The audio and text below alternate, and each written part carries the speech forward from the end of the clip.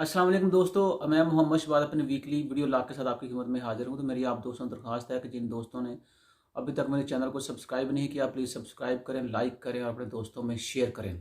Corona के बारे में आज सुबह पढ़ रहा था मैं यूके के हवाले से कि वहाँ ये तजिया पेश किया गया है कि जो नई कोरोना की किस्म है वो पुरानी कोरोना की किस्म से ज़्यादा तेज़ है और ज़्यादा तेज़ी के साथ फैल रही है। बल्कि उन्होंने एक तजिया इस तरह से पेश किया था कि जैसे अगर 1000 बंदे हैं तो उनमें से 10 जो हैं वो पुरानी कोरोना की जो किस्म थी उससे हलाक हो रहे हैं, लेकिन नई जो कोरोना की किस्म है उससे 13 से 14 बंदे जो हैं वो हलाक हो रहे हैं। लेकिन मैं परसों अपने एक दोस्त से कनाडा बात कर रहा था, तो वो कह रहा था कि कनाडा और अमेरिका में people are dying like cockroach due to corona. तो सिचुएशन जो है वो देख लें कैसे day by day in countries में ख़राब होती जा रही है। और उसका ये भी कहना था कि तकरीबन 4 से 5 हज़ार बंदा जो डेली जो है वो कनाडा और अमेरिका में कोरोना की वजह से मर रहे हैं। और अल्लाह का शुक्र है कि पाकिस्तान में सूरत उस तरह इतनी ख़राब नहीं हुई जितनी हम लोग तवक्को कर रहे थे। शायद उसमें हमारी कोई जियोग्राफिकल पोजीशन इस तरह की है या हमारा जो क्लाइमेट है वो इस तरह का है। और उसके बाद बड़ी जो बात है वो हमारा जो डाइजेशन सिस्टम है हमारी बॉडी का,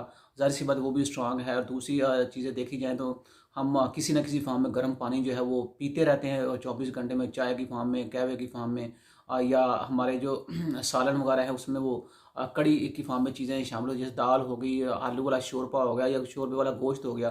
तो शायद ये भी चीज़ें हैं जिन्होंने एक अच्छा खासा रोल अदा किया है हमें कोरोना के उस नुकसान से बचाने के लिए।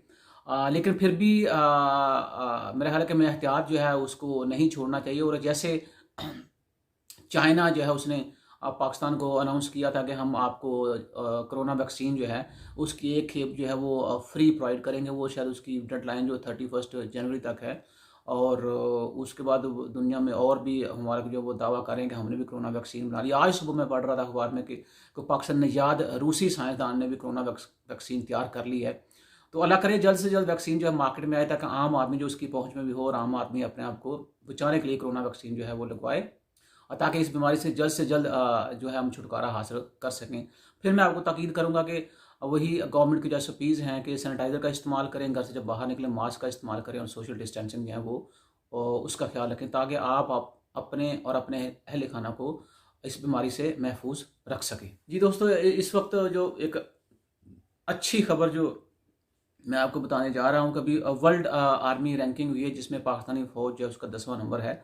और इसमें तकरीबन मेरे ख्याल में कोई मिलिट्री हुजम, मुल्क की फाइनेंशियल पोजीशन और जियोग्राफिकल सिचुएशन जो है उसको भी एज अ फैक्टर्स जो है उन्होंने इस रैंकिंग में इस्तेमाल किया है। तो इस लिहाज से अमेरिका जो है उसकी फ़ौज नंबर 1 है, रशिया उसकी नंबर 2 है, चीन की आर्मी जो है उसकी रैंकिंग नंबर 3 है, भारत चौथे नंबर पर और 5वें नंबर पर जापान है। तो देखा जाए तो हमने किन कंट्रीज़ को इस रैंकिंग में पीछे छोड़ा है। पाकिस्तान ने ईरान, इंडोनेशिया, इसराइल, कनाडा, तुर्की, इटली, मिस्र, Germany, Indonesia, Saudi Arabia, Spain और ऑस्ट्रेलिया जो है उनको इस रैंकिंग में पीछे छोड़ा है। इसमें कोई शक वाली बात नहीं है कि मुल्क का जब दिफा मजबूत होता है तो ज़ाहिर सी बात है सारी इकनॉमिक एक्टिविटी या सारी पॉलिटिकल एक्टिविटी या सारी सोशियो इकनॉमिक एक्टिविटी जो है वो परवान आपकी चढ़ती है इस एक मुल्क के मजबूत दिफा की वजह से। और आपको शायद मैंने पिछले एक वीडियो लॉग में बताया था कि कुरान पाक के दूसरे पारे में ये लिखा हुआ है, बल्कि आप इस्लामिक इकनॉमिक्स इकराम चौधरी की बुक पढ़ें जो एमए में पढ़ाई जाती है, उसके शायद दूसरे चैप्टर पहले चैप्टर में ये बात लिखी हुई है कि जाहल है वो कौम जो अहले ज़माना से वाक़िफ़ नहीं। मतलब ये बात करने का कि हमें देखना चाहिए कि हमारे गिरदोनवा में, हमारी सफ़ों के अंदर या हमारी सफ़ों के बाहर जो दुश्मन हैं वो अपने आप को जितना डेवलप कर रहे हैं या अपने आप को जितना ताकतवर बना रहे हैं, और हमें भी उसके साथ साथ अपने आप को उतना ही ताकतवर बनाना चाहिए। बल्कि मैं ये कहता हूँ कि हमें कुछ 10 कदम और आगे जाके अपने आप को ताकतवर बनाना चाहिए, ताकि हम अपने मुल्क के अंदर जो हमारे अंदरूनी दुश्मन अनासर हैं और जो बैरूनी दुश्मन अनासर हैं उनके साथ अच्छे तरीके से निपटा जा सके। तो मैं समझता हूँ कि इस अचीवमेंट में पाकिस्तान आर्मी को सल्यूट मुझे पेश करना चाहिए और सारी कौम को खुश होना चाहिए और सारी कौम को फ़ौज पाकिस्तान को सल्यूट पेश करना चाहिए ऑन दिस देयर अचीवमेंट। जी दोस्तों, पिछले दिनों गवर्नमेंट ने कंस्ट्रक्शन सेक्टर जो है उसको ख़ास किस्म के पैकेजेस जो हैं और ख़ास किस्म के अनाउंसमेंट जो है उससे नवाजा है, जिसमें कुछ हद तक मैं आपको बता देता हूँ, लेकिन चीज़ें जो हैं वो भी इतनी ज़्यादा क्लियर नहीं है कि जिसके ऊपर हम ये कह सकें कि ये जो गवर्नमेंट का अनाउंसमेंट्स हैं इससे आम आदमी जो है उसको समझ आ सके। क्योंकि देखा जाए तो इसमें जैसे 2-3 बातें हैं। उन्होंने ये कहा है कि तमीरात के शोबे में सरमायाकारी करने वालों के लिए आमदनी के ज़राए जो हैं वो नहीं पूछे जाएंगे, उनको मतलब मुस्तस्ना करार दिया गया। कब तक? 30 जून 2021 तक। उसके बाद कहा यह जा रहा है कि फ़िक्स टैक्स की मुद्दत में भी 31 दिसंबर 2021 तक की तौसीह कर दी गई है। जिन मनसूबों को 30 सितंबर 2023 तक मुकम्मल होना था या होना है, उसमें भी तौसीह कर दी गई है। ख़रीदार को जायदाद खरीदते वक्त जो अपनी आमदनी के बारे में बताना होता था वो नहीं बताना पड़ेगा, और ये भी तौसीह जो है 2023 तक 31 मार्च तक तौसीह बढ़ा दी गई है। मेरा कहने का मकसद ये है कि ये क्या कंस्ट्रक्शन सेक्टर जो है, इसमें छोटे सरमायाकार जो हैं क्या उनको भी फ़ायदा होगा, या बड़े सरमायाकार या मेगा प्रोजेक्ट्स जो हैं या मेगा सोसाइटीज़ जो बड़ी बड़ी हाउसिंग सोसाइटीज़ के ऊपर जो लोग काम कर रहे हैं उनको फ़ायदा होगा। तो बेहतर ये था कि इस सारे अनाउंसमेंट्स के अंदर आपको क्लास की फॉर्म में जो है आप बता देते, ताकि आम आदमी जो है उसको भी समझ आ सके। और फिर ख़ासकर जो हमारा ओवरसीज़ सेक्टर, जो ओवरसीज़ पाकिस्तानी जो है, उनको भी अगर इसमें पैकेजेस के अंदर शामिल करें या उनको अट्रैक्ट करने के लिए और तरह के इंसेंटिव दिए जाएं, तब मेरा ख्याल है कि ज़्यादा अच्छा होगा कंस्ट्रक्शन सेक्टर, जिसके ऊपर हम इतनी ज़्यादा उम्मीदें लगा के बैठे हुए हैं कि ये पाकिस्तान की तरक्की जो उसको 4 चांद लगा देगा, तो वो एटलीस्ट बूस्ट कर सके। इसके अलावा भी सेक्टर्स हैं, इंडस्ट्री है, लार्ज मैन्युफैक्चरिंग सेक्टर है, स्मॉल मैन्युफैक्चरिंग सेक्टर है, तो उसके ऊपर में तवज्जो देनी चाहिए। मुझे पता नहीं क्यों ये डर लग रहा है कि हम लोग जो कंस्ट्रक्शन सेक्टर है उसकी बूस्ट की बात करें at the cost of large manufacturing sector and at the cost of small manufacturing sector. मेरा कहने का मकसद ये है कि इंडस्ट्री जो है शायद उसको हमने बिल्कुल इग्नोर किया, और हम सारे का सारा फोकस जो है वो हमने अपना तमीराती शोबा जो है उसके ऊपर किया हुआ है, और शायद उसी से ही हम उम्मीदें जो लगा के बैठे हुए हैं। जी दोस्तों, एक जो बड़ी कॉमन बात हमारे चीखने चिल्लाने के बावजूद काबू में नहीं आ रही, उसका नाम महंगाई है। और महंगाई के बारे में जब गवर्नमेंट के वुज़रा जो है इस तरह की बातें करने लग जाए, तो फिर हम समझें कि something is bigger behind the scene. और वो क्या है कि डॉक्टर हफीज़ शेख साहब ये बात करें कि महंगाई ख़त्म करने में वक्त लगेगा, ये बिल्कुल ये उसी बात की तरदीद कर रहे हैं, या उस बात को कन्फर्म करें जो प्राइम मिनिस्टर साहब ने कहा था कि तब्दीली जो है कोई एक स्विच नहीं है कि जिसको उस बटन को दबाने से तब्दीली आ जाएगी, तब्दीली आने में वक्त लगता है। चले खैर इनके अपने वो एजेंडे हैं जिसके ऊपर ये बातें कर रहे हैं, लेकिन देखना ये है कि क्या उस महंगाई के फैक्टर्स कौन कौन से हैं। आए दिन आप तेल की कीमतें बढ़ाते हैं, आए दिन आप बिजली जो है उसकी प्राइस में इजाफा होता जा रहा है, और उसके बाद साथ साथ आप ये भी कहते हैं कि हमें ये चीज़ें जो विरासत में मिली थी 2.5 साल से ज़्यादा का टाइम हो गया आपको, खुदारा अब तो इन चीज़ों को छोड़ दें और काम करने की कोशिश करें, क्योंकि अगर आप काम नहीं करेंगे तो फिर जाहिर सी बात है ये महंगाई का जिन जो है ये मेरा नहीं ख्याल कि आपके काबू में आएगा, ये डे बाय डे बढ़ता जाएगा। कुछ चीज़ें इसके ऊपर मैं आपको बता दूं, ये प्रेस कॉन्फ्रेंस की थी हमारे वज़ीर तवानाई साहब ने, उनका कहना ये था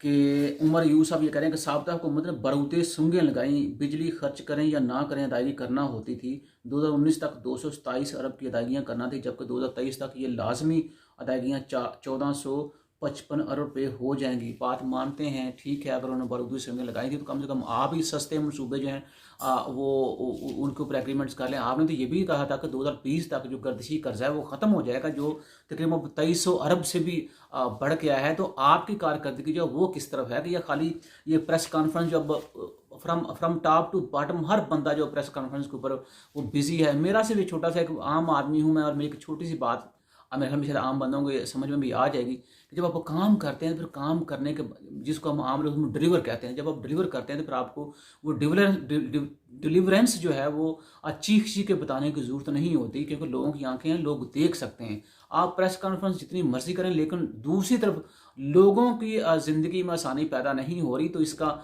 और ज़्यादा जो है वो फ्रस्ट्रेशन लोगों में इजाफा हो रहा है। तो खुदारा इन चीज़ से निकलें अब के जी पिछली गवर्नमेंट और पिछली गवर्नमेंट 2.5 से 3 साल आपको होने वाले हैं, तो इन 2.5 से 3 सालों में आपने क्या किया, ये तो हम पीछे भी सुनते आ रहे थे। हाँ, आपको नई बात करें, कोई नया मनसूबा शुरू करें या नए जिसकी वजह से लोगों को कुछ फ़ायदा हुआ, और आप ये नोट करें कि अभी भी अगर आप देखें तो मैं लाइट बंद है, उस लाइट बंद में वीडियो जो है वो शूट कर रहा हूँ, मतलब घर में वो यूपीएस रखा हुआ है, तो इससे अंदाज़ा कर लें कि पिछली गवर्नमेंट जो थी उसने लोड शेडिंग ख़त्म कर दी थी।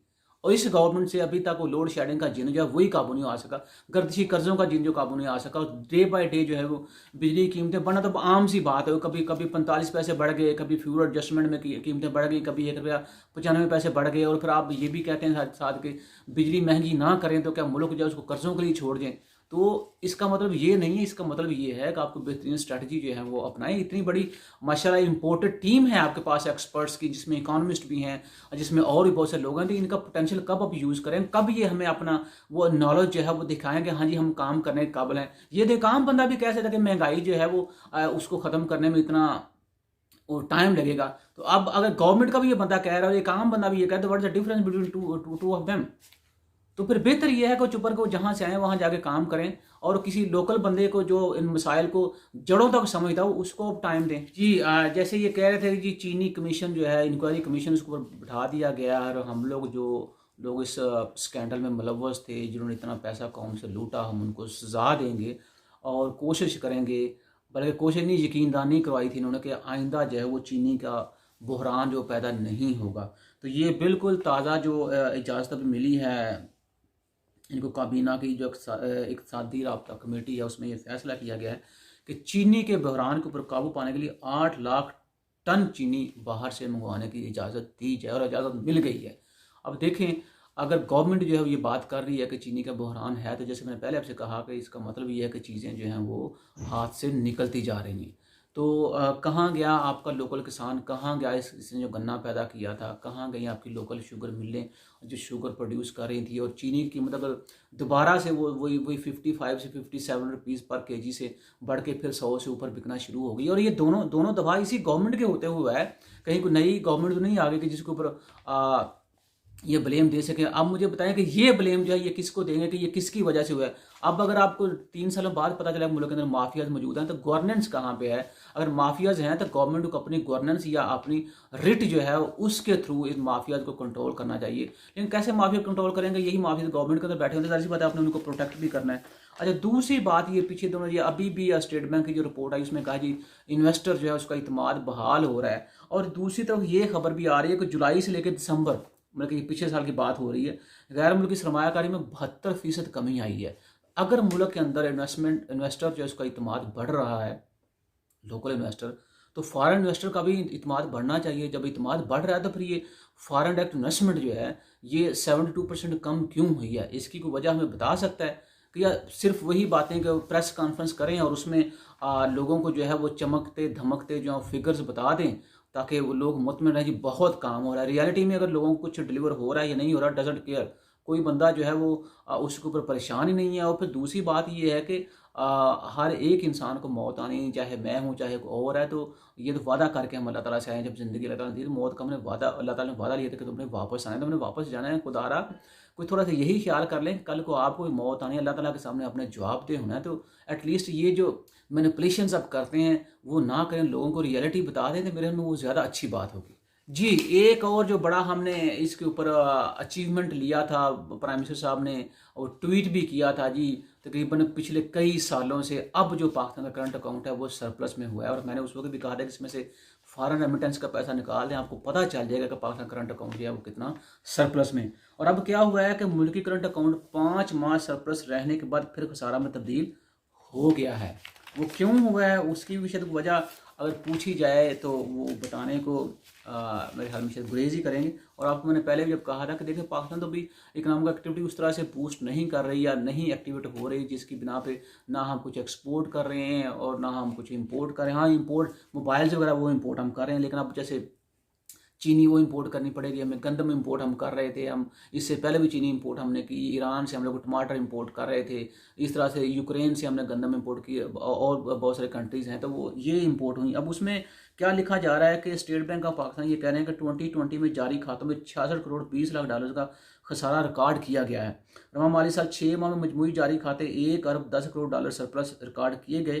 गुज़श्ता माली साल इसी मुद्दत में जारी खातों में 2 अरब डॉलर का खसारा था। अब बात यह है कि ये तफसीलें नहीं जानने की जरूरत, तफसील ये बताने की ज़रूरत है कि आखिर ये 5 महीने के बाद आपका करंट अकाउंट खसारे में क्यों गया। तो ये क्वेश्चन जो है इसका इनको जवाब देना चाहिए। इसके साथ ही आप अपना और अपने अहल खाने का ख्याल रखिएगा। खुदा हाफ़िज़।